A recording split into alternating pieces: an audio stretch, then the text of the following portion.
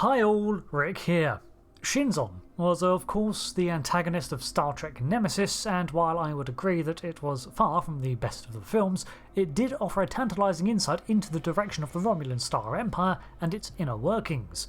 I always found myself intrigued by this character. How had he come about? What was this career he had forged for himself, and how did his personality become so twisted in revenge? Well, let's take a look at the added depth that Apocrypha provides to the tale of Shinzon, the would-be liberator of the Remans and the paling shadow doomed to fall. In 2348, a Romulan spy made his way to a human celebration where there were several Starfleet captains, the wedding of Jack Crusher and Beverly Howard. While there, he took DNA samples from 4 captains, including Picard, in preparation for an ambitious plan to infiltrate Starfleet on the orders of Praetor Naviat. And if this never came to fruition, well, having some samples of genetic material of a collection of Starfleet captains could always be useful. By the early 2350s, the plan was greenlit to replace a selected target with a Romulan-created and loyal spy. The captain chosen was Jean-Luc Picard of the USS Stargazer. But why Captain Picard, who at the time was an excellent captain, but not exactly one in an influential position? Well, this is where a fan theory comes into play, one that seems incredibly plausible. Thanks to yesterday's Enterprise, we saw a Tasha Yar from 2366 end up being sent back to the Battle of Narendra 3 22 years earlier. We learn that from that battle a handful of Enterprise C crew, including Yar, were captured and brought back to Romulus to be interrogated. From this event it is possible that the Romulans learned of the more prominent role Captain Picard would come to play in the Federation, and so marked him as a figure of interest. The only hole in this idea is that Tasha Yar would only have knowledge of the altered future version of Captain Picard, where the Federation had still been at war with the Klingons for years. However, it was better than no intel, and so a decade later, in 2354, the plan went into motion and the Picard clone was made. As the infant grew into a child, he was treated with genetic engineering to allow for some accelerated aging later in his development, and while all the while being trained and briefed on his mission, indoctrination would begin at a young age. During his childhood, much like the original Picard, the clone developed Schalaft's syndrome, a hypersensitivity to sound which Picard had been cured of relatively quickly. However, it took Shinzon far longer to receive his treatment, but that was only the beginning of his trials.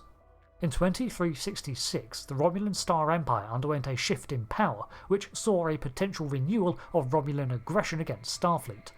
Among other things, this overturning government was referenced by Alidar Jirok as he fled Romulus with false information in an attempt to curtail war with the Federation. This shake in the Empire saw numerous initiatives and organisations restructured, and among the things that were axed was the clone program. After all, it was considered too risky, and embedded, trained agents of Romulan origin were considered almost as effective at a fraction of the effort. As such, the teenage Shinzon was cast out of the laboratory and training facilities and sent to Remus as a labourer, there to just disappear.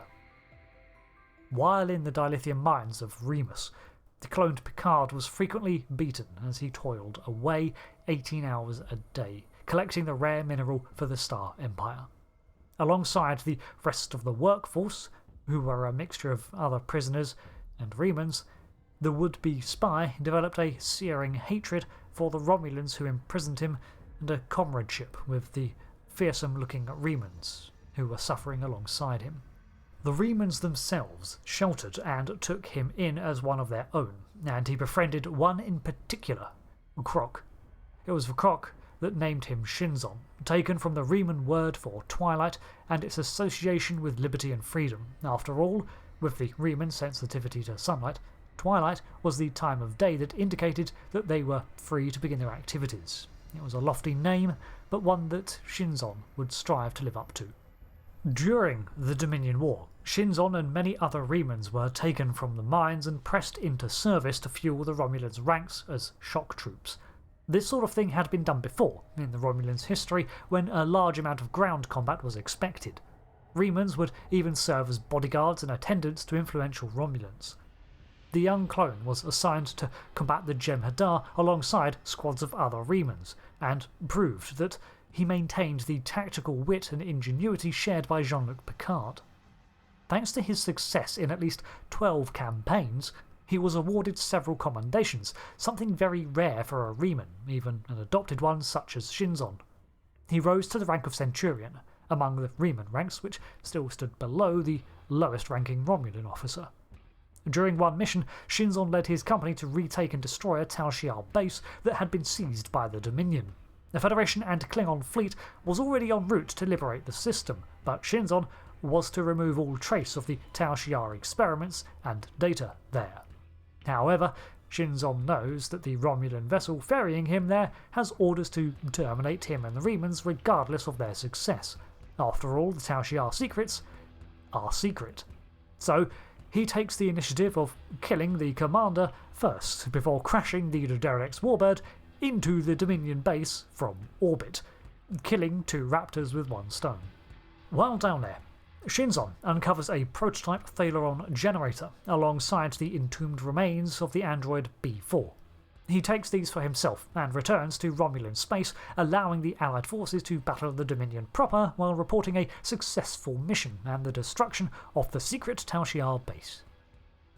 The Praetor at this time was Neral, but at the closure of the Dominion War, Neral was assassinated by Hiran, who then assumed the role. Neral, despite having lost his family to a Klingon raid decades ago, was a pragmatic man who put the good of the Empire ahead of his own feelings. Thus, he was in support of the alliance between the Federation, Klingon and Romulans against the Dominion, albeit after supposed evidence of Dominion aggression had been found. Hiran, however, was far more conservative and did not continue alliances with the UFP. By this stage, Shinzon was approaching the preordained time when he was supposed to receive further genetic modification to accelerate his age to match that of the real Picard physically, so that he would be ready for his missions at long last. However, due to the scrapping of the program and his new circumstance, this crucial treatment was missed and his cellular structure began to decay, and only a complete blood transfusion from his genetic template, Captain Picard, would save him. Shinzon, aware of his diminishing time, instigated his rebellion. Using his hard-won fame and respect from the Dominion War, he was able to rally numerous Remans and even sway some sympathetic or at least ambitious Romulans to his side in a series of attacks on the Imperial Navy. Praetor Hiran, despite pressure from the Senate, refused to treat with Shinzon's forces. In 2379, Senator Tal Ora, working with Shinzon, deployed a miniaturized Thalaron generator in the Senate Hall, assassinating not only the Praetor, but the entire attending committee. This was followed by a swift attack on Romulus by Shinzon, who then seized the throne with the endorsement of those Romulans who had, let's say, fortuitously avoided the Senate Hall on that day. With them behind him, he was able to formalize his new government as Praetor of the Romulan Empire, the first non-Romulan to achieve that position. His motivating factors were many. Shinzon had been abused and subjugated by the Romulans for his entire life, so naturally he had animosity towards them. However, he recognized that the Romulan Star Empire was a power that could be wielded, more so than a foe to be brought low. This is why, when his coup succeeded, he did not immediately take it out on the Romulan populace, instead destroying the Senate and leaving much of the bureaucracy intact for him to appropriate in his new government. While ruthless, he is also pragmatic. While winning freedom for the Remans was a noble goal in isolation, he did seize it through martial force. But now in charge, he could have made good on the feigned offers of diplomacy to the Federation and actually began to reform how Romulus operated, but no. This is where the buried trauma and personal feelings rule his judgment. In addition to the motivation to overthrow Romulan authority and liberate the Remans, the remainder of his motivations are all deeply personal. Firstly, there's the understandable desire to preserve his own life, which necessitates the death of Captain Jean-Luc Picard. Perhaps there could have been another way, but by this time it's too late for him and his options are spent. Secondly, he feels inadequate as a clone of what people say is a great man. He feels like a shadow, mimicking the form but with no substance, and he yearns to be a realised individual, etching his place into history, not as the clone of Picard, but as the man who was the better Picard. Thus, after coming to power, his next steps were going to be to war against the United Federation of Planets, tearing down those who paraded his mirror in his mind, leaving only himself. I would say that he lost sight of his way on his rise to power, but that's just not true. These neuroses were part of him on his climb. I'd also like to add that baked into the Romulan life is the constant paranoia that entities like the UFP are always waiting to raze Romulus to the ground. Even if you learn to hate the Romulans, some of that propaganda is going to sink in. So despite his hatred for the Romulans, it's unlikely he was ever going to view the Federation as potential allies. I think the irony is that by enacting his coup, as bloody as it was, he already liberated an entire populace and had a chance to make some lasting changes.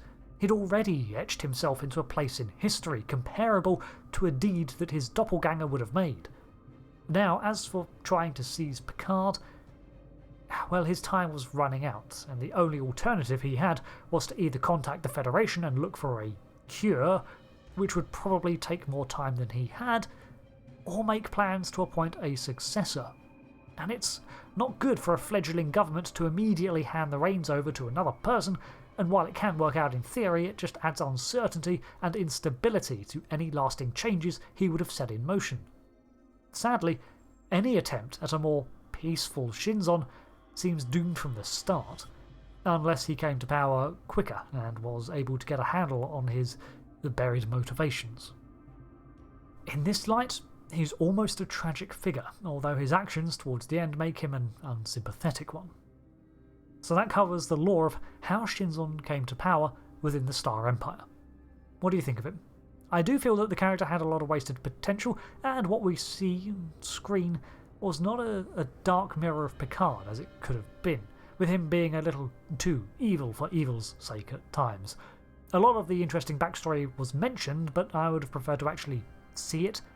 Still, it added an interesting addition to the lore in the form of the Remans, and it opened up more cracks in the Romulan anti-Federation front, plot threads that continued to be pulled on in later media, both canon and not.